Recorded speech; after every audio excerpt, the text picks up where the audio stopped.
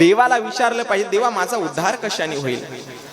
कारण सुख आणि दुःखामधून निवारण करणारा देव आहे। देवा सांगो सुख दुःख, देव निवारील भूक। देवाला सुख सांगायचं, देवाला त्या ठिकाणी दुःख सुद्धा सांगायचं।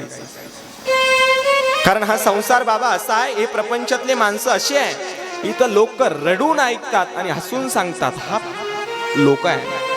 तुमची एखादी गोष्ट लोक रडतात आणि ऐकतात, परंतु लोकांजवळ गेल्याच्या नंतर ते हसून सांगतात। मग सुख आणि दुःख सांगायचं तर देवापाशी जा, देवासमोर बसावं, माझ्या पांडुरंग परमात्म्या समोर बसावं, भोले बाबा समोर बसावं, देवाला सांगावं, देवा मी असा आहे, मला तुला स्वीकार करावं लागेल, जसा आहे मी तसा आहे, माझ्यामध्ये हे सुख आहे, माझ्यामध्ये हे दुःख, देवाला सांगितलं पाहिजे। कारण या लोकांना तुम्ही जर सुख आणि दुःख सांगले ना, तर हे लोक इतके नालायक आहे, इतके नालायक आहे, हे लोक तुम्हाला त्याच्यामधून सुटका करणार नाही। मग कोण करेल? माझा देव करेल।